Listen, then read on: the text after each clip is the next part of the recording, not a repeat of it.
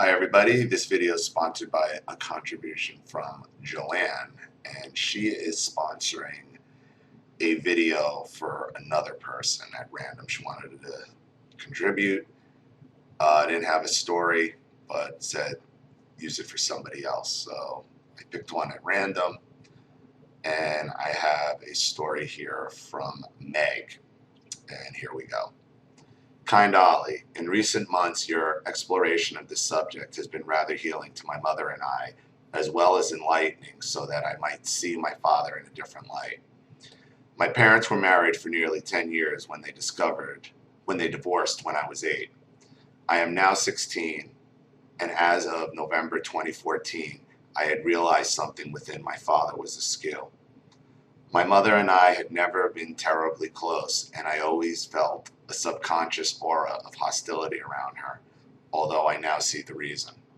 My mother and I had been misunderstanding each other for years, and looking back, my perception of her at the time offends me because the point of view she showed me did not belong to me, but my controlling father. Here I believe I should briefly summarize my father's history.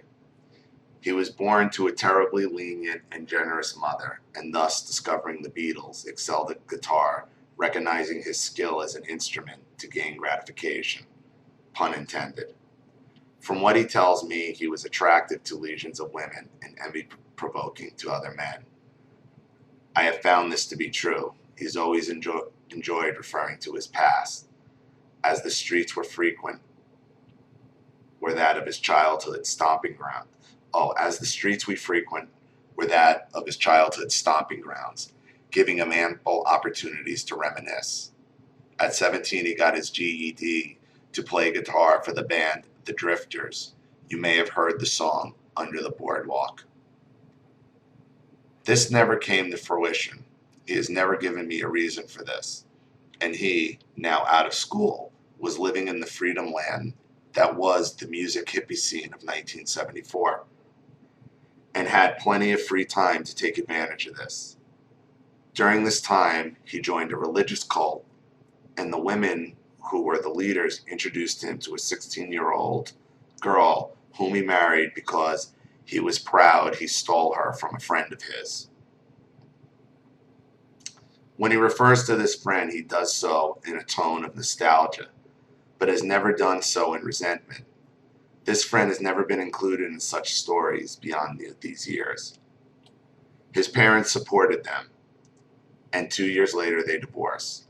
At 21 years old and beyond, my father has only told of these as the years he drank and detested disco. These years are never vivid in his story beyond his bands and indulgence in the lifestyle of a musician. His father refused to continue paying for his frivolous lifestyle, and therefore his mother, who had never worked, got a job to support him. He does not hide this, and is perhaps proud. In 1983, my sister was born to a woman who now lives in Hawaii. I have heard stories surrounding the nature of their relationship, but never from him. Therefore, I will not share them. But it wouldn't be the first, nor indefinitely the last time he had kept things from me, as I have only recently learned of his first marriage. He was successful in music and played South by Southwest twice and was signed to Sony Records, although he was dropped from his label because the man who signed him was arrested for having drugs. In 1996, December, he will never let me forget, he, an alcoholic, or as I believe, a man with neither limits nor self-control. He was saved, stopped drinking, had no trouble quitting, and became a clean man, or so I gathered. Please note around this time his sister and her husband had stopped drinking.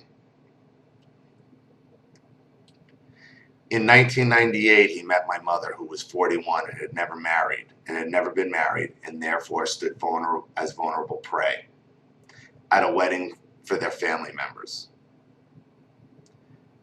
He charmed his way to her heart and stuck there like a leech. My sister lived with them for a short time in her late high school years, which is the only time I believe she stayed with him. In 2000, I was born and have reigned supreme as the golden child since, with my sister ever increasingly secondary. His parents had died a time before this, and he remains terribly sentimental and grieved. Thus my mind became merely an extension of his, as I followed what he said about my mother, religion, and everything he could impose onto my vulnerable young mind. My few memories of the marriage include violent fits of rage, including my mother trying to hit him over the head with a decorative rock from our garden. He moved out in April 2009, and in 2010, we moved because my mother could not afford to buy him out. She worked as a secretary at a historical property, and he, fittingly, is a wedding DJ. After the divorce, he would bring me lunch at school every day, and then became the school choir teacher, and for the Christmas performance, he sang a song he wrote. We moved to a quaint flat down the road from the school. He, to stay close to me, for my sake, moved into a slightly more quaint flat on the opposite side of the school, directly next to the football rugby field, where he could see me running in physical education class and would pick me up and take me home after school. At the time, I thought nothing to be strange. He often takes an interest of mine and adopts it for himself, exploiting and murdering the fun in it cold blood. Recently, collecting vintage cameras.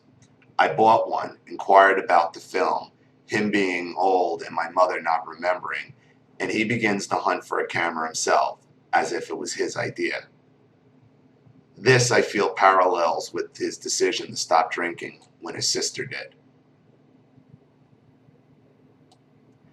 At 14, as I told you, my mother and I had reached what, shall I say, we, for the opinion of my father and I, decided was a low point in our relationship. One night, my mother and I repaired our feeble relationship, and she told me things I had never heard, which I presume she assumed I knew about their marriage and things she had hidden from me. This was shocking and enlightening, as loose ends were tied up by her point of view. We had been attending a strange cultish Bible study for several months, and as of March 2015, I was increasingly more uncomfortable there. During an event in our town, my mother had to work evenings at a wine shop across from the Bible study, so I would sometimes opt to assist her instead of going to the Bible study. This angered him, and I became increasingly anxious when I discovered an alternative way of thinking from his. He often tells me he's not doing something as he is doing it, as if to coerce my incompetent brain into stomaching his lies.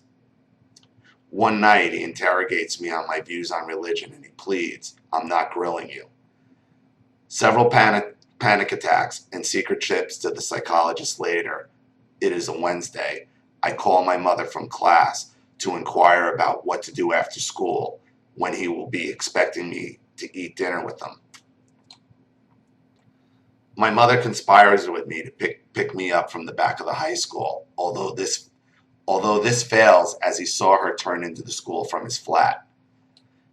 In my mother's car, we speed, him following the long way back to the office of a friend of my mother's who owns the wine shop.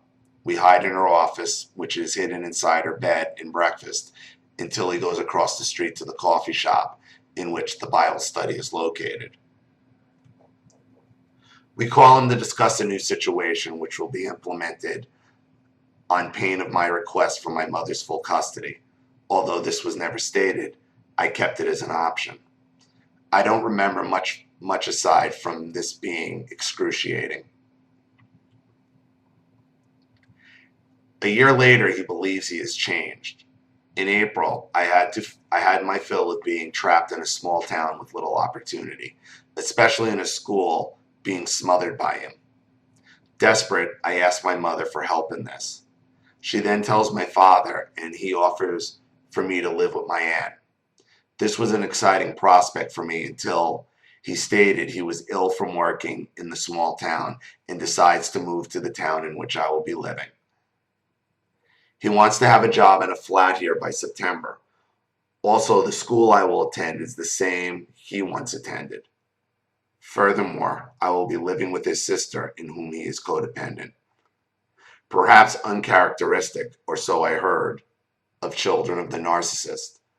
I do not find myself to be codependent anymore, thank heaven, and have made plans to get a job, purchase my own home, pay its bill, help my mother with her increased rent instead of her having his help. Sell the things he has bought me and buy relevant versions for myself. The issue with this is he frequently visits his sister's house and stays while he is DJing in this town. Across from my room, and until last weekend, he shared my bathroom. I do feel as if these family members are my family members, and by means not necessarily attributed to him. I am afraid no contact is not an option, yet my sister, who is now living in Hawaii, is dead to him, as he nonchalantly told me to cut her out of his will completely. I am slightly nervous, as I wish he would do the same to me.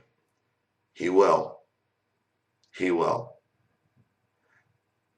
Humoring him and pretending things are settled is tiring, though I only have 2 more years of school. Any opinions on this would be greatly appreciated. Meg. Okay. Since you and your mother are going to watch this is to both of you. To Meg's mother, she is 16. She deserves to be a 16-year-old girl. It's great she's focused on buying a house and getting a job and rent, but it is too much for a 16-year-old girl to be thinking about taking on right now. Because what's going to happen, Meg, is what happened to me and what happens to a lot of people. You spend so much time trying to emotionally survive it, you lose your whole youth and you lose your childhood. And 16 is an important time in your growth. And what happens is you spend so much time in your teens, in your 20s, in your 30s, being an adult, depriving yourself of a childhood, of an adolescence. You burn yourself out, and then you get to a point where you feel like you're out of gas and you can't move forward. You don't have to do that right now. You're 16. You are at the right age to get past this.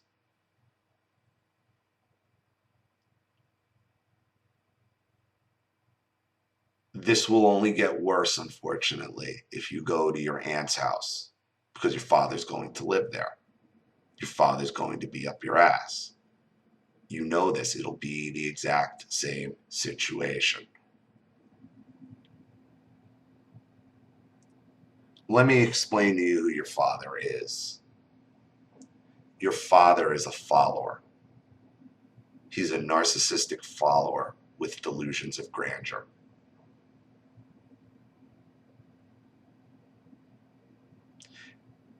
And obviously he had enough success to be signed in Play South Southwest and by some pretty significant bands, but we couldn't hold on to it.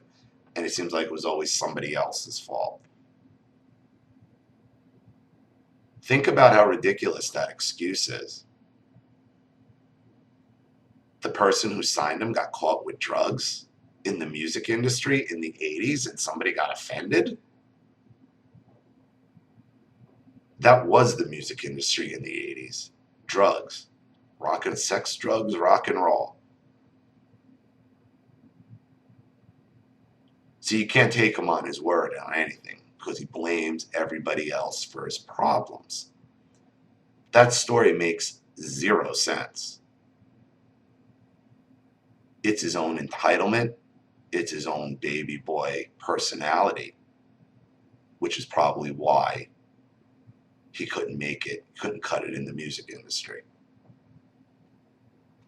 Rock star delusions of grandeur without actually putting in the actual work. And now what he's going to try to do is live vicariously through you, but you're just a tool to him. Now, there's no way he's changed in a year. The fact that he would quit his job with the same narcissistic story that he's sick and now he needs a caregiver and you're going to be staying with his sister who he's codependent on. No, he's in that year, this is what he's thought up to do. If I can get her to move there and then say I'm sick and then I got her. This is all part of his plan, and this is proof to you and your mother that he's setting you up for this. That he hasn't changed. This is just another narcissistic plan. The last place you should go is to go live with your aunt. The last place. Damn, if you have a sister in Hawaii, I don't know what the situation is there, but I'd like to spend my last 2 years of high school in Hawaii. I don't know if you have any type of relationship with her, what the deal is. That could be a good option, but I have no idea what the family situation is there, or if you would be able to. There's quite an imposition to ask somebody, but I don't know. I don't know. He's trying to get you to duplicate his life. He's been spoiled since birth by his mother, to the point where his mother got a job, so basically he can go be Happy Gilmore. Mm-hmm. Mm-hmm.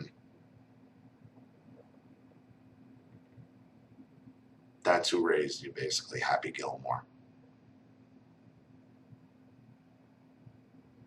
Delusions of grandeur and just people expecting somebody to take care of you. But please remember what I said about all this responsibility you're planning on taking on.